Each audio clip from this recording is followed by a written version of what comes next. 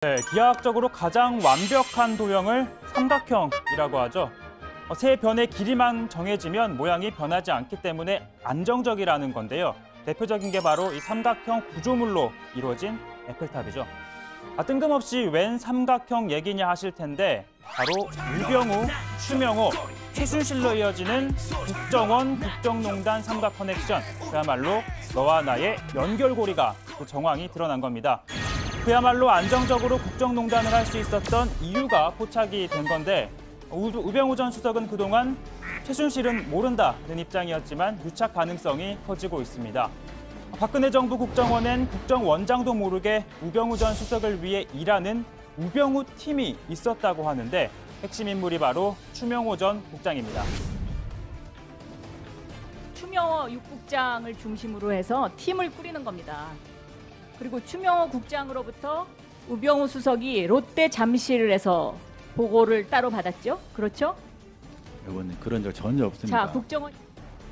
네, 없다고는 했지만 끈끈한 고리가 확인이 되고 있습니다. 상대방의 의리를 확인할 수 있는 좋은 기회, 바로 내가 위기에 처했을 때죠. 지난해 우 전 수석 처가의 땅 거래와 관련해서 이석수 특별감찰관이 감찰에 나섰는데 이때 추 전 국장이 나섭니다. 국정원 직원에게 감찰 배경이 뭔지 그리고 감찰관과 친한 의원이 누군지 등을 알아보라고 한 겁니다. 여기에다가 조사 기간을 연장해 시간을 벌고 야당의 공세 타이밍을 분산시키라는 등의 대응 방안도 제시하는데 이 같은 내용을 우 전 수석에게 2차례 직접 보고합니다. 가는 게 있으면 오는 게 있어야 인지상정이죠. 개혁위에 따르면 지난해 2월 우 전 수석은 추 전 국장을 국정원 2차장에 추천합니다. 물론 승진은 무산됐다고 하는데 아무튼 일종의 추 전 국장이 국정원의 추통령, 우병우 비선이라는 의혹이 나오자 당시 내부 감찰도 진행됐습니다.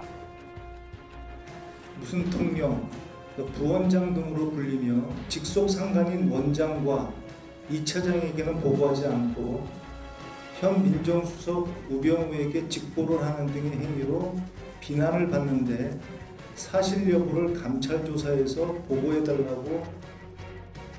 네, 2014년 8월 부임한 후 추 전 국장은 최순실 전담팀 등이 수집한 첩보 170건을 보고받습니다.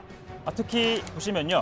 정윤회는 깃털에 불과, 진짜 실세는 최순실설, 그리고 윤 전 추행정관은 최순실 트레이너 출신, 이어서 정경련, 재계, 계속되는 자금 요구에 불만, 이 같은 의혹들을 보고받는데 지난해 9월 의혹이 보도되기 전 이미 국정농단의 단초를 보고받았다는 겁니다.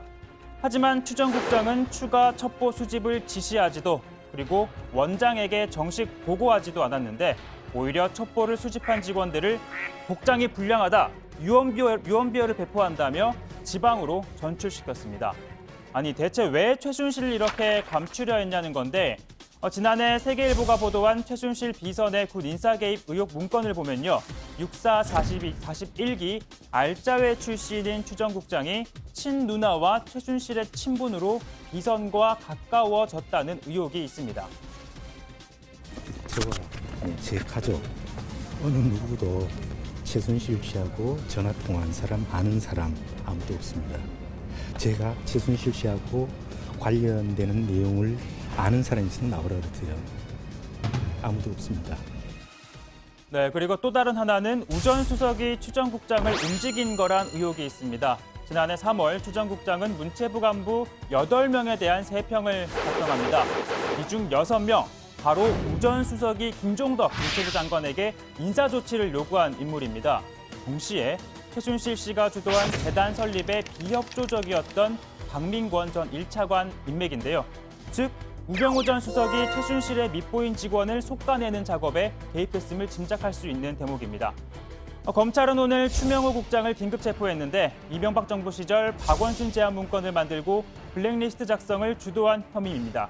여기에다 이처럼 박근혜 정부 시절 국정농단의 한 축이라는 의혹이 제기된 만큼 이명박, 박근혜 정권 국정원의 키맨으로 떠올랐습니다.